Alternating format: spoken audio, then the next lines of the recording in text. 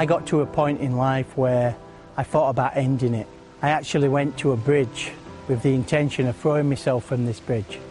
But something happened to me that day that has completely transformed my life.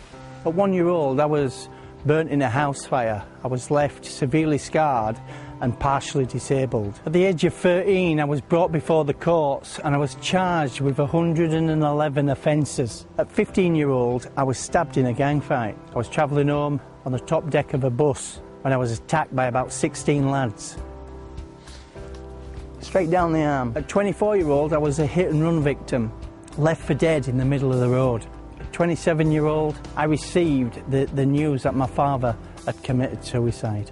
Throughout my teenage life and early adulthood, I had many problems with addictions. I had a drug addiction, I had a gambling addiction, and I was also addicted to booze. I use these things as an anaesthetic to dull the pain, to dull the emotions, to dull the psychological damage that all that rubbish had caused me. Adversities, difficulties, disappointments, things have happened in my life that you know, I could have easily have laid down and threw the towel in. And I suppose you'd forgive me for that. The pathway that I've actually been down was quite hard, quite tough. Lots of disappointments, lots of setbacks, lots of times where, you know, the question, why me? You know, the question of what's happening? You know, the question of, am I ever going to get, you know, am I ever going to get right? I met Jesus on the telephone. My sister was on the other end. She shared the gospel with me. She told me that God could give me a brand new life. I knew that I needed that new life. I didn't argue with the fact that I was a sinner, because I knew I was a sinner. I've made big mistakes. But for me, life is about getting up and learning from those mistakes and then getting on with it. That sense of belonging always avoided me, but today it's a different matter. Today I feel belonged, I feel value, I feel I've got self-worth. Yesterday I was in the mud.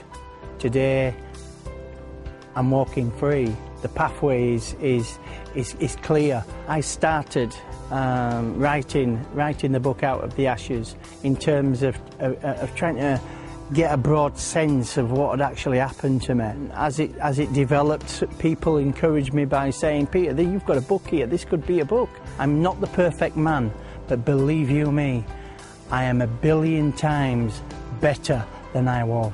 No more do I depend on the cannabis or the amphetamines. No more do I depend on going into bookmakers and trying to win a dream. I suppose that I came to a point in my life where I'd stopped dreaming. I'd stopped visualising a future. But today I'm in a totally different place. Today I have got a new dream. Don't stop dreaming. Don't think that it's the end. It might seem like your life's in the pit. It might seem like there's no way out, there's no exit door, but there is. You will come out of that. You will come through that situation. Let me encourage you to read Out of the Ashes. It could change your life. It's changed mine.